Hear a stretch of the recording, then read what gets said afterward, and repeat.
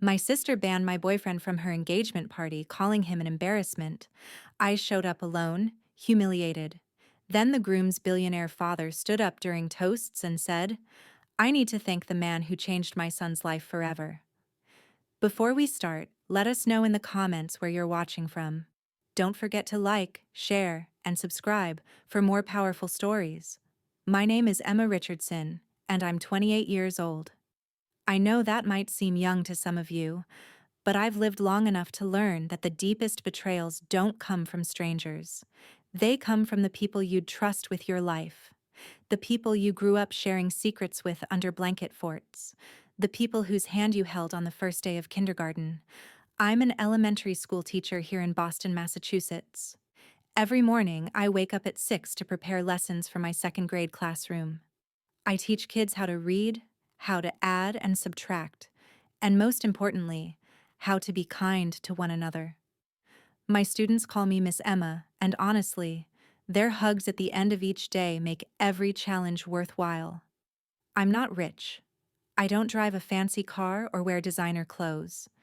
My apartment is small but cozy, filled with books and plants and photographs of people I love. I've always believed that wealth isn't measured by your bank account, but by the richness of your relationships and the kindness you put into the world. That's something my father taught me before he passed away 5 years ago. Dad was a high school janitor for 33 years. He wasn't educated in the formal sense, but he was the wisest man I ever knew. He'd come home smelling like cleaning supplies and floor wax, but he always had time to help me with homework, to listen to my problems, to remind me that character matters more than status. He taught me to judge people by their hearts, not their paychecks, to treat the janitor with the same respect as the CEO, to never be ashamed of honest work or humble beginnings. I tried to live by those principles every single day. When my friends went shopping for luxury handbags, I volunteered at the animal shelter on weekends.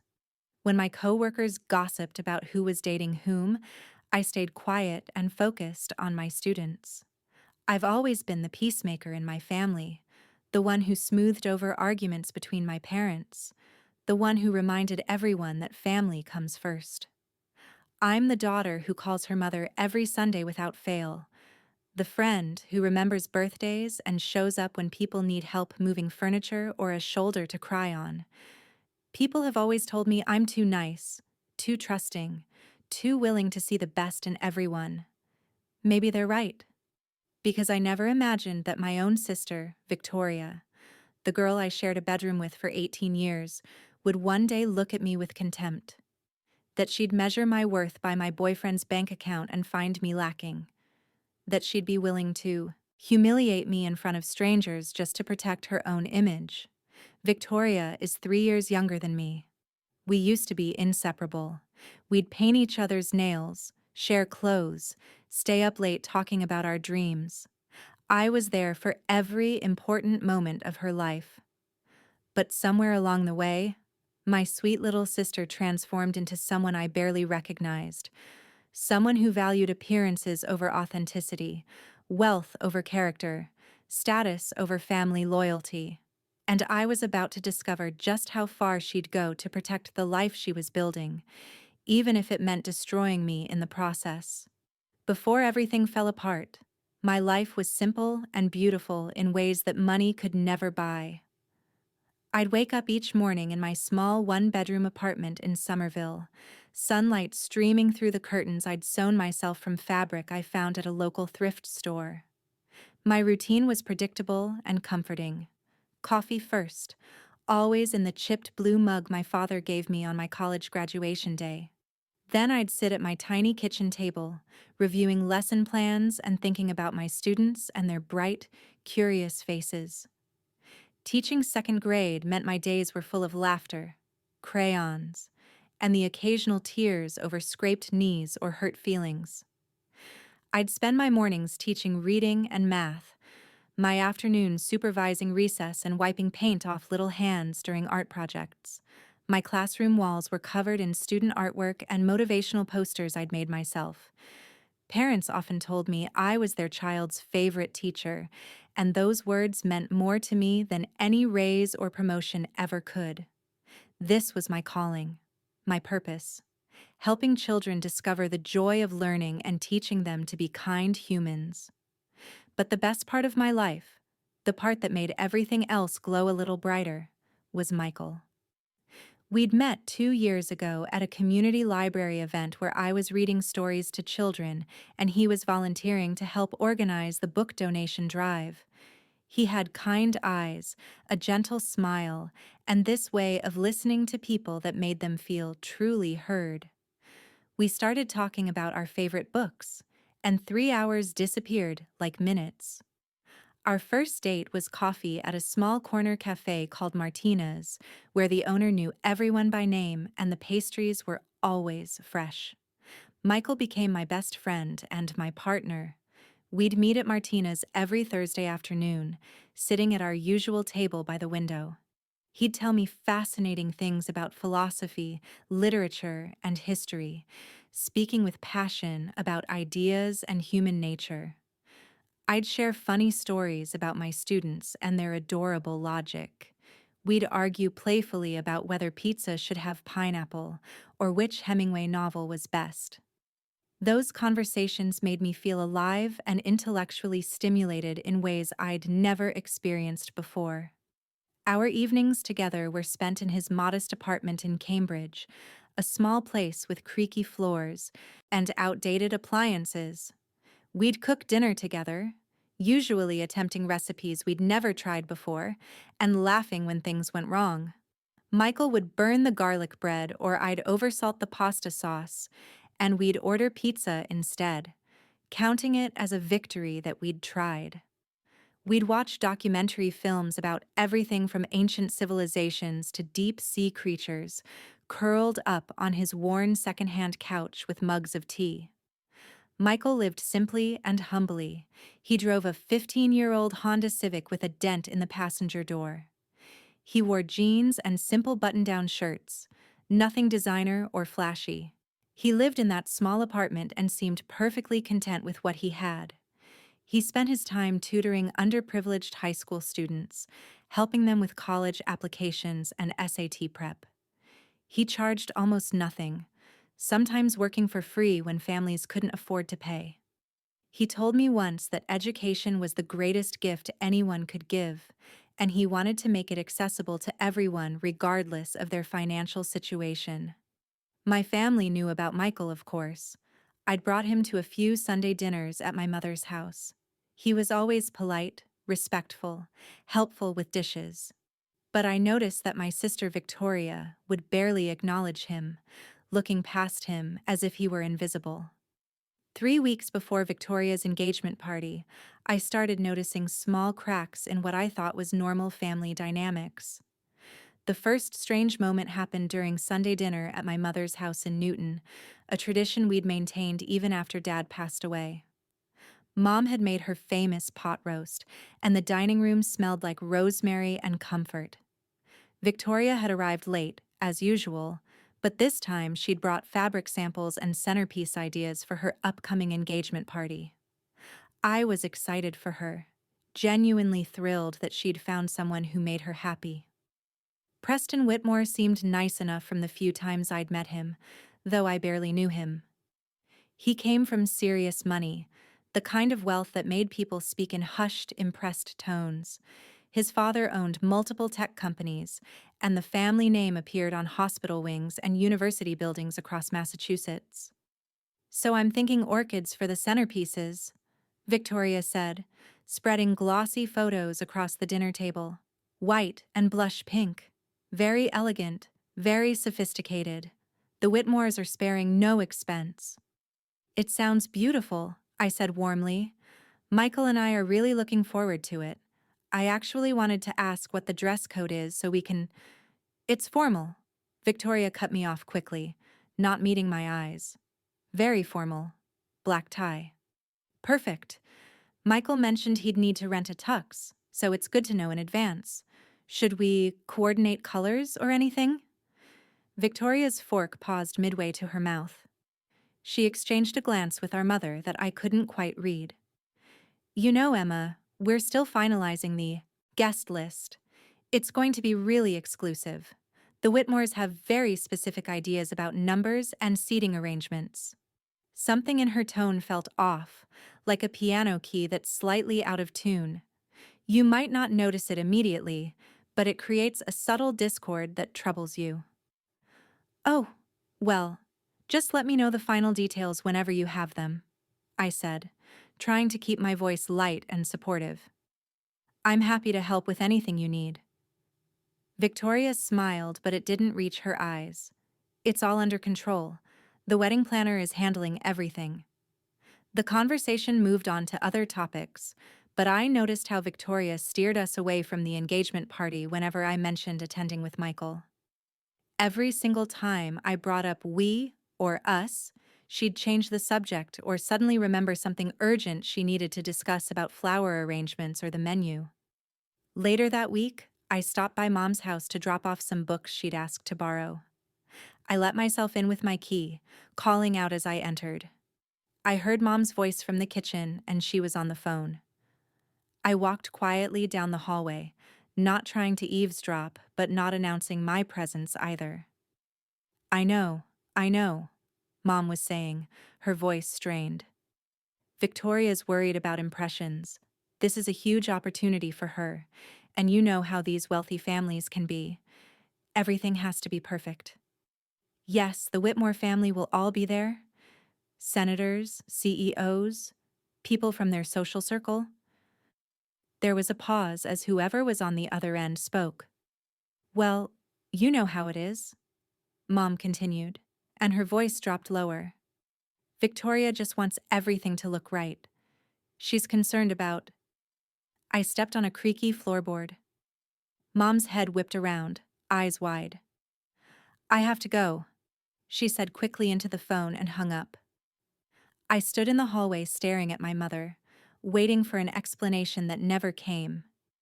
She busied herself wiping down counters that were already clean, avoiding my eyes with an intensity that spoke volumes. Who was that on the phone? I asked, keeping my voice casual even though my heart was beating faster than normal. Oh, just your Aunt Carol, Mom said, scrubbing at an invisible spot on the granite. Nothing important, just catching up. I knew it wasn't Aunt Carol. My aunt's voice was distinctive, loud enough to hear through the phone from across a room. Whoever Mom had been talking to had a softer voice, more measured, but I didn't push it. Instead, I handed her the books and made small talk about work and the weather, pretending I hadn't noticed her nervousness or the abrupt way she'd ended that call. Driving home that evening, I replayed the conversation in my mind. Victoria's worried about impressions. Everything has to look right. The words circled my thoughts like vultures, but I kept shooing them away. I was being paranoid, I told myself, reading into things that weren't there. Victoria was just stressed about her engagement party. All brides became anxious and controlling about their weddings. It was practically a cultural expectation at this point. I thought about all the bridal magazines I'd seen at her apartment, the Pinterest boards with thousands of saved images, the spreadsheets tracking RSVPs and seating arrangements. Planning a major event was overwhelming, especially when you were trying to impress your future in-laws who happened to be worth hundreds of millions of dollars. Of course, Victoria was on edge. Of course, she wanted everything perfect. That didn't mean anything was wrong. When I got home, Michael was waiting on my apartment steps with takeout Thai food and that gentle smile that always made my day better. We ate pad Thai straight from the containers, and I found myself watching him.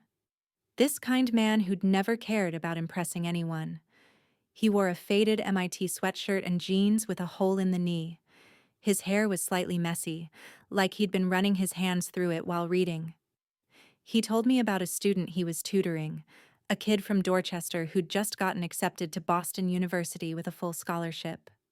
You should have seen his face when he opened the letter, Michael said, his eyes lighting up with genuine joy. His mom cried. His little sister jumped up and down screaming. It was beautiful. This was the man my sister thought wasn't good enough? I pushed the thought away forcefully. No, Victoria hadn't said anything like that. I was inventing problems that didn't exist. Over the next few days, I convinced myself I was being overly sensitive and reading too much into innocent moments. When Victoria texted asking what I planned to wear to the party but didn't ask about Michael's outfit, I told myself she was just focused on my dress. When Mom called to discuss the party timeline but seemed uncomfortable when I mentioned coordinating arrival times with Michael, I blamed it on poor phone connection. When Victoria posted engagement photos on social media and tagged our entire extended family, but somehow never mentioned the party date publicly, I rationalized that she wanted to keep it intimate and private. I threw myself into being the supportive older sister I'd always been. I helped Victoria organize her bridal shower guest list. I spent $200 on a navy blue dress that was far more expensive than anything in my closet. 1 week before the engagement party, I had the afternoon off from school due to a teacher planning day. I'd spent the morning grading papers at a coffee shop and decided to stop by Victoria's upscale apartment in Back Bay to drop off some decorative candles she'd asked me to pick up for the party. She'd given me a spare key months ago, back when we were still close, back when she trusted me to water her plants when she traveled. I texted her that I was coming by, but she didn't respond. I figured she was busy with wedding preparations or at work. Her apartment building had a doorman who recognized me and waved me through with a friendly smile. I took the elevator to the 8th floor, balancing the shopping bag of candles in my purse, humming along to the generic music playing overhead. When I reached her door, I heard her voice inside, sharp and animated. She was on the phone with someone. I raised my hand to knock, but something in her tone made me pause. She sounded angry, frustrated in a way that made my stomach clench with instinctive concern. Was something wrong? Was she okay? I turned my key quietly in the lock and eased the door open, planning to signal that I was there without interrupting her call. The apartment opened into a modern living room with floor-to-ceiling windows overlooking the Boston skyline. Victoria stood with her back to me, phone pressed to her ear, pacing in front of those expensive windows. "Mother, I already told you this," she was saying, her voice tight with irritation. "Emma cannot bring that loser boyfriend to my engagement party. I've made myself crystal clear about this." I froze in the doorway, the shopping bag suddenly weighing 1,000 pounds in my hand. The candles inside clinked together softly, but Victoria didn't hear over her own voice. "The Whitmores are introducing us to senators, CEOs, venture capitalists, people who matter in this city," Victoria continued, her free hand gesturing emphatically even though Mom couldn't see her. "Preston's godfather is a federal judge. His uncle sits on the board of 3 Fortune 500 companies. What are they going to think if Emma shows up with some unemployed nobody who tutors kids in a public library and drives a car that's older than his relationship with my sister?" Each word landed like a physical blow. I felt the blood drain from my face, felt my hands start to tremble. The shopping bag slipped from my fingers and hit the hardwood floor with a soft thud, but Victoria was too absorbed in her rant to notice. "It's humiliating enough that my sister is just a schoolteacher making $40,000 a year," Victoria spat out. "But at least she can dress presentably and knows how to behave in polite society. Her boyfriend probably doesn't even own a suit that wasn't bought at a thrift store. He's an embarrassment, Mother, a complete embarrassment, and I will not have him ruining the most important night of my life." There was a pause as Mom said something I couldn't hear. "I don't care if it hurts her feelings," Victoria snapped. "This is my engagement party, my future, my life. Tell her he's not invited. Make up some excuse about limited venue capacity or restricted guest lists. I don't care what you say. Just make sure she understands that he's not welcome. He doesn't belong in that room with those people, and honestly, neither does she. But at least she's blood." I stood completely still in that doorway, barely breathing, as Victoria's words echoed through my mind like a nightmare on repeat. My little sister, the girl I'd taught to ride a bike, the girl I'd stayed up all night comforting when she had her first heartbreak, had just called the man I loved an embarrassment, had called me an embarrassment, had reduced my entire existence to a salary number and a liability to her social climbing. I carefully backed out of the apartment before she could turn around and see me. My hands shook so badly I could barely get the key back out of the lock. I left the bag of candles in the hallway and walked to the elevator in a daze, my vision blurred with tears I refused to let fall until I was safely alone. The doorman said something cheerful as I passed, but I couldn't hear him over the ringing in my ears. I made it to my car before the sobs came, ugly and gasping, my forehead pressed against the steering wheel. I cried for 20 minutes in that parking garage, mourning the sister I thought I had, grieving the relationship I'd believed was unshakable. Every childhood memory felt tainted now, repainted with the knowledge that somewhere along the way, Victoria had started measuring people's worth by their bank accounts instead of their character. That evening, my mother called. I stared at her name on my phone screen for 3 rings before answering, already knowing what was coming. "Emma, sweetheart," Mom began, her voice carrying that overly gentle tone people use when they're about to deliver bad news they don't want to own. "I need to talk to you about the engagement party." "Let me guess," I said, my voice flat and emotionless. "Michael isn't invited." There was a painful pause. The venue has unexpected capacity restrictions. Victoria and Preston had to make some very difficult decisions about the guest list, and unfortunately, they had to cut some +1s.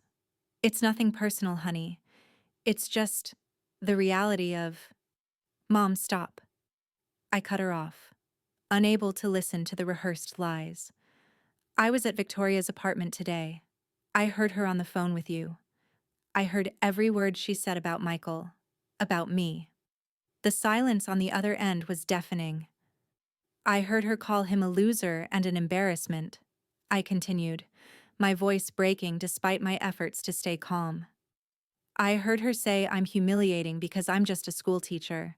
I heard her tell you to lie to me about why he's not invited." "Emma, you have to understand," Mom said weakly. "Victoria is under enormous pressure. The Whitmores are a very prominent family, and she's trying to make a good impression. She's just nervous and willing to throw away her own family to impress people she barely knows." I felt anger rising beneath the hurt, hot and sharp. Is that what Dad would have wanted? Is that what he taught us? Mom was quiet for a long moment. When she spoke again, her voice was small and ashamed. "Your father would be disappointed in both of us right now." "Then why are you going along with this?" I demanded. "Why are you helping her pretend we're something we're not?" "Dad was a janitor, Mom." "A janitor. And he was the best man I ever knew. Why are we ashamed of that now?" "We're not ashamed," Mom protested, but her words lacked conviction. After I hung up with my mother, I sat in my apartment feeling completely untethered, like the ground had shifted beneath my feet. I couldn't eat. I couldn't grade papers. I couldn't focus on anything except the sickening realization that my own family had decided I wasn't good enough for their new reality. I felt utterly alone in a way I hadn't experienced since my father died. Around 9 that evening, my phone rang. It was Aunt Carol, my father's older sister, the family truth-teller who'd never been afraid to call things exactly as she saw them. Carol had skipped my father's funeral reception early because she'd gotten into an argument with my mother about the eulogy, claiming Mom had sanitized Dad's blue-collar background to make it sound more prestigious than it was. "Your mother called me today," Carol said without preamble. "She's worried you're upset about this engagement party situation." "Did she tell you what Victoria said about Michael? About me?" My voice cracked on the last word. "She told me her version. Now I want to hear yours." I told her everything. The overheard phone conversation, Victoria's cruel words, Mom's scripted lies about venue capacity. When I finished, Carol was silent for a long moment, and I could hear her breathing heavily, the way she did when she was angry and trying to compose herself. "Emma, sweetheart, I need to tell you something," she finally said. "This goes deeper than one engagement party. Your sister has been systematically erasing your father from the family narrative for the past 6 months." My blood went cold. "What do you mean?" "Victoria told Preston's family that your father was a school administrator, not a janitor. She's been lying about his profession because she's ashamed of it. When Preston's mother asked to see family photos at your mom's house last month, Victoria went through the albums first and removed any pictures of your dad in his work uniform. Your mother let her do it, Emma?" She stood there and watched Victoria erase him. I felt like I'd been punched in the stomach. "No, Mom wouldn't allow that. Your mother is so desperate to keep Victoria happy, to see her married into this wealthy family, that she's going along with everything," Carol continued, her voice hard with disgust. "But it gets worse. Victoria has been pressuring your mom to refinance the house. Your father's house, Emma, the one he spent 33 years of backbreaking work to pay off." "Why would Mom refinance?" I whispered, though part of me already knew the answer. "For the wedding. Victoria wants a destination wedding in Italy next summer, wants to fly the entire wedding party to Tuscany, wants to rent a literal castle. The engagement party is just the beginning. She's planning a $300,000 wedding, and she's convinced your mother to take out a second mortgage to help pay for it because she doesn't want to look cheap in front of the Whitmores." I couldn't breathe. Our father had worked himself to exhaustion to buy that modest house in Newton, had sacrificed vacations and new cars and his own comfort so his family would have stability and security. And now Victoria was treating it like an ATM machine to fund her fantasy wedding. "There's more," Carol said grimly. "Victoria sees you and Michael as obstacles to the image she's building. She told your mother that having a sister who's a public school teacher with an unemployed boyfriend makes their whole family look lower class." After hanging up with Aunt Carol, I sat on my couch in complete darkness, unable to even turn on a lamp.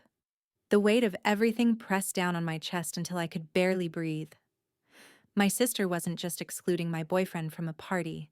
She was systematically dismantling our family's history, erasing our father's memory, and bleeding our mother dry to finance a fairy tale built on lies and shame. I don't know how long I sat there before I finally moved.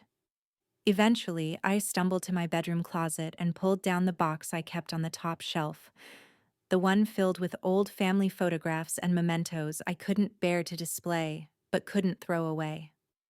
My hands trembled as I opened it, and the first photo I saw shattered whatever composure I had left.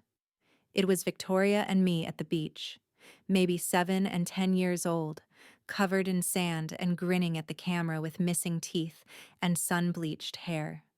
Dad had taken that photo on our annual summer trip to Cape Cod, the only vacation we could afford. We'd stayed in a tiny rental cottage with a leaky roof, but it hadn't mattered because we were together. In the photo, Victoria's small hand was clasped in mine, and we looked inseparable, invincible, like nothing in the world could ever come between us. I pressed the photo to my chest and sobbed, deep, wrenching cries that came from somewhere ancient and wounded inside me. When had that little girl turned into someone who measured human worth by tax brackets? When had my sister decided that our father's honest work was something to hide rather than honor? I pulled out more photos, torturing myself with memories that now felt like lies. There was Dad pushing both of us on swings at the neighborhood park, his work boots visible beneath his jeans because he'd come straight from his shift at the high school. There was Victoria's high school graduation, Dad beaming with pride in his only suit, the one he'd bought at a discount store but wore like it was custom-tailored. There was a photo from my college graduation, Victoria helping me adjust my cap, her eyes full of admiration, because I was the first person in our family to earn a 4-year degree. "When did I stop being enough for you?" I whispered to the photo, tears falling onto the glossy surface. I found the photo that destroyed me completely. It was from Victoria's 16th birthday. I'd worked double shifts for 3 months as a waitress to buy her the laptop she desperately wanted for school. In the photo, she was hugging me so tight, tears of joy streaming down her face, telling me I was the best sister in the entire world. I'd felt like a hero that day, like all the exhaustion and sore feet and greasy hair from restaurant shifts had been worth it to see her that happy. That girl had loved me unconditionally. That girl had valued sacrifice and thoughtfulness over price tags. Where had she gone? I looked around at scattered photographs of birthday parties, family dinners, Christmas mornings, lazy Sundays in our tiny backyard. Every image showed two sisters who'd promised to always have each other's backs, who'd sworn that nothing would ever be more important than family. Victoria and I had made childhood pacts, pinky promises sealed with the certainty that only children possess. We'd promised to be each other's maids of honor someday, to name our future daughters after each other. I woke up the next morning on my bedroom floor, still surrounded by scattered photographs, my face swollen and my eyes burning from hours of crying. Sunlight streamed through my window, harsh and unforgiving, illuminating the mess of tissues and memories around me. For a long moment, I just lay there, staring at the ceiling, feeling emptied out and hollowed. Then something shifted inside me. I sat up slowly, catching my reflection in the mirror across the room. My hair was tangled, my face blotchy and red, my eyes puffy from tears. I looked broken, defeated, like someone who'd been trampled and left in the dirt. And as I stared at that reflection, a thought crystallized with perfect clarity. I was done being a victim of my sister's cruelty. I wouldn't beg Victoria to see my worth. I wouldn't plead with her to recognize Michael's value. I wouldn't argue or cry or try to make her remember who we used to be. Those strategies belonged to someone who still believed she could change her sister's heart, and I'd finally accepted the painful truth that Victoria had to want to change, and she didn't. But I also wouldn't let her cruelty go unanswered. I wouldn't silently absorb the humiliation she'd planned for me. I stood up, walked to the bathroom, and washed my face with cold water. As I looked at myself in the mirror again, clearer-eyed this time, I made a decision. I would play by Victoria's rules. I would come to the engagement party alone, exactly as she'd demanded. I would be gracious and polite, and give her no reason to criticize my behavior. But I would also trust that truth had a way of revealing itself when the time was right. A question suddenly formed in my mind, one I'd never thought to ask in 2 years of dating Michael. Why didn't he ever talk about his work in specific detail? He'd mentioned tutoring students, discussed philosophy and literature with obvious expertise, but he'd always been vague about where he worked or what his official title was. I'd assumed he was just modest, that he didn't want to bore me with professional details. But what if there was more to the story? I picked up my phone and called him. He answered on the second ring, voice warm and concerned. "Emma, are you okay? You sound different." "Michael, I need to ask you something, and I need you to be completely honest with me." I took a deep breath. "Why don't you ever talk about your work in detail? In 2 years, you've never once told me your job title or where exactly you work." There was a long pause on the other end of the line. I could hear him breathing, could sense him choosing his words carefully. "Because I wanted you to love me for me," he said quietly. "Not for my credentials or my connections or what I could offer you professionally. Emma, from the moment I met you at that library, you treated me like a regular person. You didn't ask where I went to school or what I did for a living before we'd even learned each other's favorite colors. You cared about my thoughts, my values, my character. That was so rare and so precious that I didn't want to risk changing it. Michael, What exactly do you do for work? Another pause, and then he said words that made my heart start racing with possibility. I'm a tenured professor at Harvard, Michael said softly. I teach philosophy and ethics in the graduate school. I've been there for 8 years. The words hung in the air between us. Harvard, professor, the institutions and titles that Victoria worshipped, that she'd mortgaged our family's integrity to impress, and the man she'd called an unemployed loser possessed them in abundance. Why didn't you tell me? I asked, my voice barely above a whisper. Because when we met, you didn't ask about any of that, Michael explained. You asked what I was reading. You asked what made me laugh. You wanted to know about my childhood, my dreams, what I thought about when I couldn't sleep at night. You saw me as a whole person, not a resume. And honestly, Emma, I've dated women who only cared about the Harvard affiliation, who saw me as a status symbol or a networking opportunity. You were different. You are different. You loved me when you thought I was just a tutor scraping by. That told me everything I needed to know about your character. My mind was racing, pieces falling into place with almost mathematical precision. Michael, I need to tell you what Victoria said about you, about us. I told him everything. The overheard conversation, the deliberate exclusion, the cruel assessment of his worth based on what she thought he didn't have. When I finished, I expected anger or hurt. Instead, Michael laughed, a sad knowing sound. I've met people like your sister before, he said, people who measure worth exclusively by wealth and pedigree. They're everywhere in academia, in business, in social circles. They learn your credentials before they learn your name. I want to make this right, I said, an idea forming with crystalline clarity. Not for revenge, but for truth. Will you help me? We met for breakfast at Martina's an hour later. Over coffee and croissants, I outlined my plan.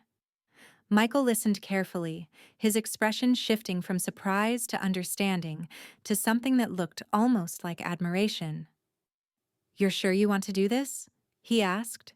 It could humiliate your sister publicly. She chose public humiliation when she decided my worth was tied to your bank account, I said firmly. I'm just going to let the truth speak for itself. Michael reached into his wallet and pulled out his Harvard faculty ID card, placing it on the table between us. The name tag read, Dr. Michael Chen, Department of Philosophy, Harvard University. It felt surreal, holding this small piece of plastic that completely demolished every assumption Victoria had made. Over the next hour, we crafted our strategy with careful precision. Michael explained that he'd actually been Preston Whitmore's academic advisor and mentor 3 years ago, when Preston had returned to Harvard to complete his master's degree after dropping out twice from other universities. He'd spent countless hours working with Preston, helping him not just academically, but personally, guiding him away from the entitled and directionless path he'd been on. Preston's father, Robert Whitmore, credits me with turning his son's life around, Michael said. He's written me letters, made donations to the department in my name, even invited me to family events. I always declined because I don't believe in taking credit for Preston's hard work. But Robert has always wanted to publicly thank me. The plan came together beautifully. I would reach out to Robert Whitmore through professional channels, introducing myself as Victoria's sister and mentioning, very casually, my relationship with Dr. Michael Chen. The night of the engagement party arrived with the kind of perfect autumn weather that felt almost mocking in its beauty. Crystal clear skies, temperatures in the low 60s, a gentle breeze off the harbor. I stood in front of my bedroom mirror, smoothing down the navy blue dress I'd bought specifically for this occasion. It was elegant without being flashy, expensive enough to meet Victoria's standards, but understated enough to keep me from drawing attention. My hands shook slightly as I fastened my grandmother's pearl earrings, the only valuable jewelry I owned. I'd spent the last 5 days executing the plan with surgical precision. My email to Robert Whitmore had been perfectly calibrated, warm but professional, mentioning my relationship with Dr. Chen almost as an afterthought while expressing excitement about the engagement. Robert's response had come within 3 hours, and his enthusiasm had been overwhelming. He'd had no idea that his son's former mentor was dating Victoria's sister. He'd been trying to find a way to publicly thank Michael for years, he wrote, and this felt like providence. We'd coordinated everything: timing, entrance, even what Michael would wear. Robert had been delighted to participate, treating it like a wonderful surprise rather than the calculated exposure it actually was. He had no idea about Victoria's cruelty, about her systematic dismissal of Michael as unworthy. He just saw an opportunity to honor someone who'd profoundly impacted his son's life. Now, as I applied lipstick with trembling fingers, I questioned everything for the 100th time. Was I being petty? Vindictive? Was this the kind of person my father had raised me to be? But then I remembered Victoria's voice on that phone call, the casual cruelty with which she'd reduced my worth to a salary figure and Michael's value to his car's age. I remembered my mother's complicit silence, her willingness to mortgage our father's house to fund Victoria's performance of wealth. No, this wasn't about revenge. This was about truth refusing to stay buried. I arrived at the waterfront venue at exactly 7:30, half an hour after the party had started. The building was stunning, all glass and modern architecture with panoramic views of Boston Harbor. Valets in crisp uniforms took keys from guests arriving in Mercedes and Teslas and BMWs. I handed over my 10-year-old Toyota with as much dignity as I could muster, feeling their barely concealed judgment. Inside, the party was everything Victoria had dreamed of. Massive floral arrangements that probably cost more than my monthly rent, a string quartet playing classical music in the corner, waiters circulating with champagne and hors d'oeuvres on silver trays. And people, so many people, all dressed in designer labels and dripping with jewelry that caught the light from enormous crystal chandeliers overhead. Victoria stood near the entrance in a white cocktail dress that probably cost thousands of dollars, greeting guests with Preston at her side. She looked radiant, confident, every inch the society bride to be. When she saw me approach, her smile tightened almost imperceptibly at the corners. "Emma?" she said, air kissing near my cheeks without actually making contact. "You came, and alone, I see. Very appropriate given the circumstances." The barb landed exactly as she'd intended, a reminder that I'd been deemed unworthy of bringing my partner. Preston looked uncomfortable but said nothing, just offered me a polite smile. "Wouldn't miss it for the world," I said evenly, matching her superficial warmth with my own. "Congratulations to you both." I moved through the crowd like a ghost, hyper-aware of every glance and whispered comment. I caught fragments of conversations as I passed elegantly dressed clusters of Preston's family and their social circle. "That's the sister, the schoolteacher. Sweet girl, I'm sure, but quite different from Victoria." The condescension was palpable, and I felt it settle on my skin like dust. Victoria made sure I felt my outsider status throughout the cocktail hour. She introduced me to Preston's relatives with carefully constructed phrases designed to highlight the gap between us. "This is my older sister Emma. She teaches second grade. So noble, really, working with children." The word noble dripped with patronization, as if my career was charity work rather than a calling. I smiled through each introduction, played my role perfectly, and checked my watch. 8:15. 45 minutes until dinner service ended and toasts began. Dinner was served at round tables draped in expensive linens, each centerpiece a towering arrangement of white orchids and roses that obscured sightlines across the table. I'd been seated at a table with distant relatives and family friends, far from the main table where Victoria, Preston, and both sets of parents held court. I picked at my salmon and roasted vegetables, barely tasting anything, my stomach tight with anticipation and nerves. Around me, conversations flowed about vacation homes in Nantucket, recent trips to Europe, stock portfolios, and private school applications. I contributed when spoken to, but mostly observed, watching Victoria in her element, glowing under the attention and approval of this world she so desperately wanted to join. As dessert plates were cleared away, Robert Whitmore stood at the main table.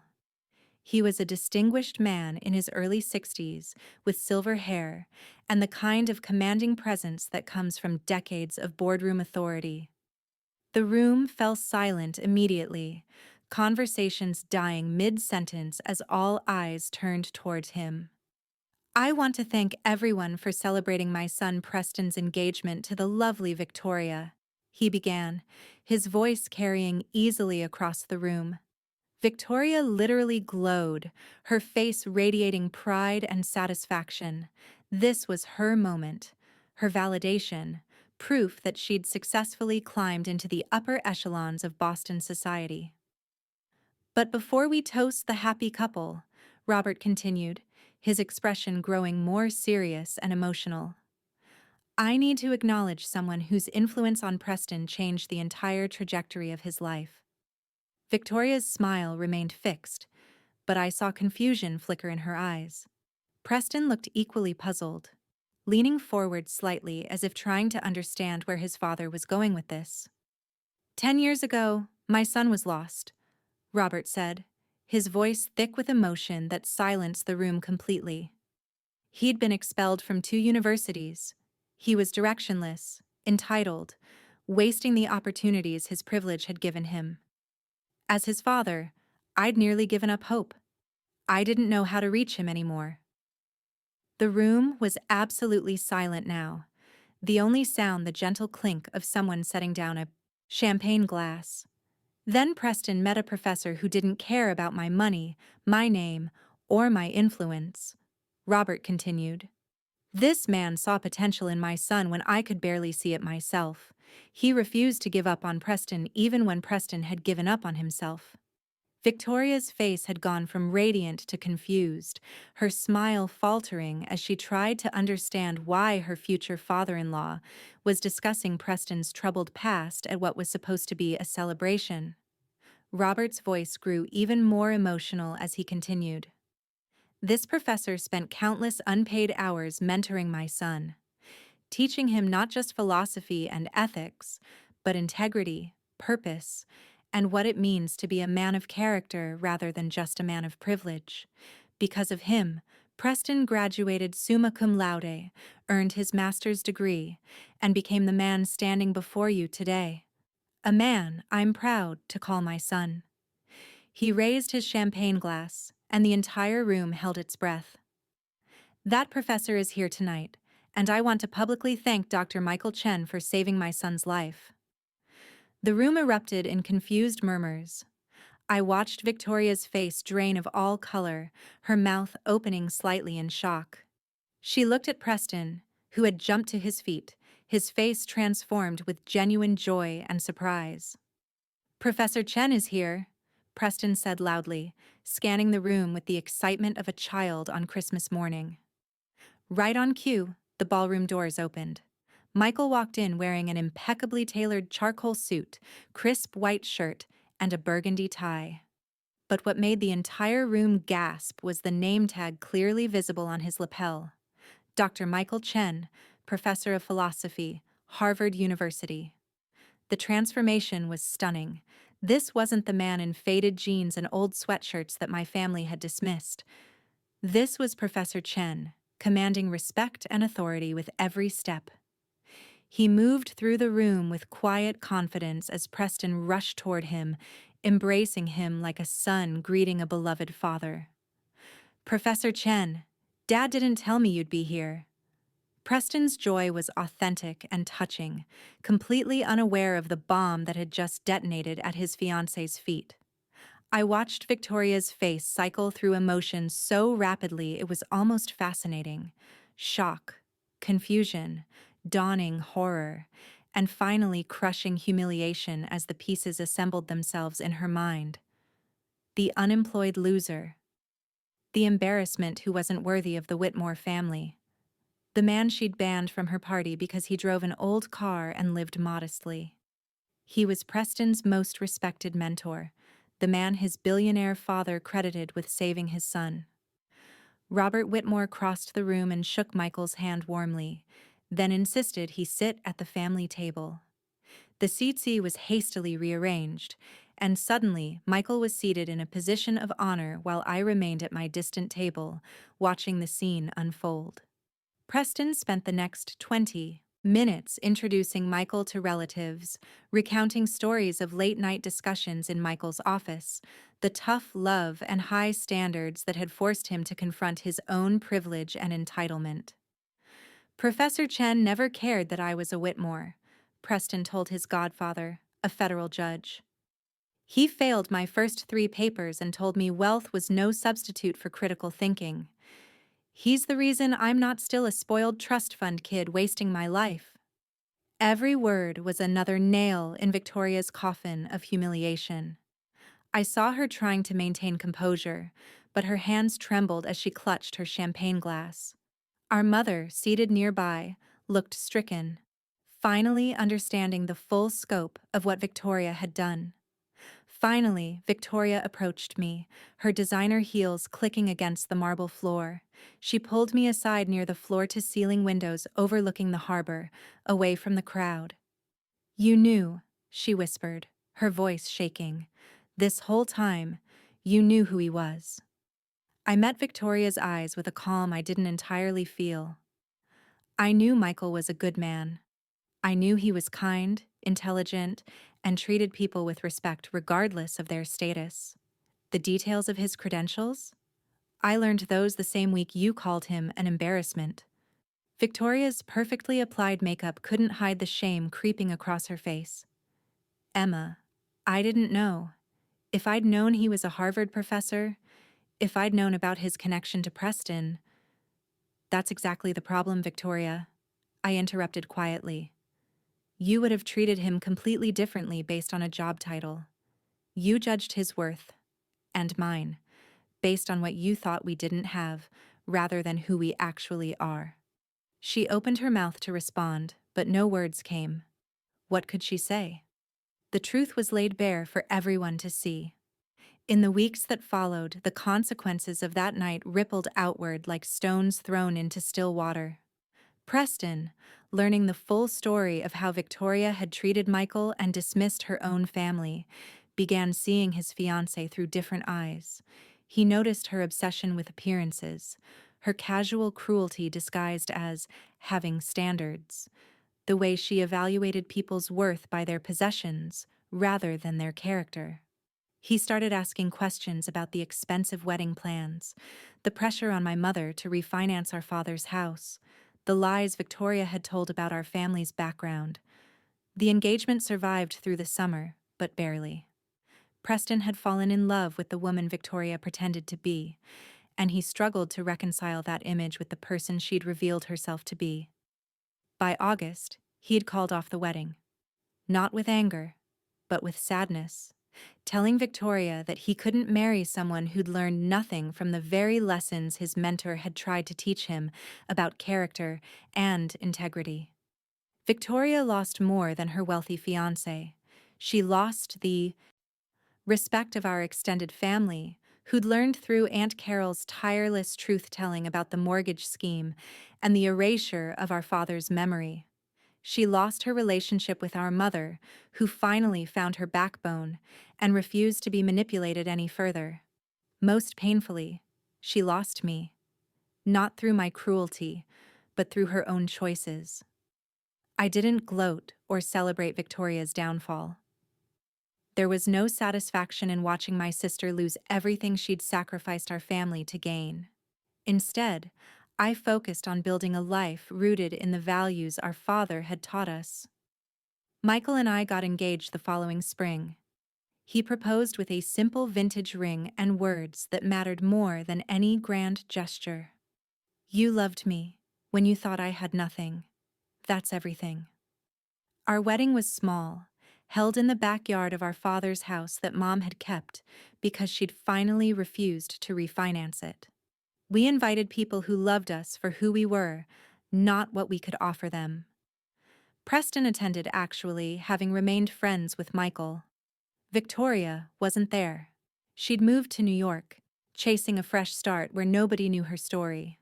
As I look back now, I realize the Harvard professor name tag was never the point. It was just a symbol, a plot device in a larger story about authenticity versus performance. What really mattered was the lesson underneath. True worth cannot be measured by credentials, possessions, or social status. The people who try to erase their past or judge others solely by external markers of success often end up losing what truly matters: genuine relationships built on mutual respect and unconditional love.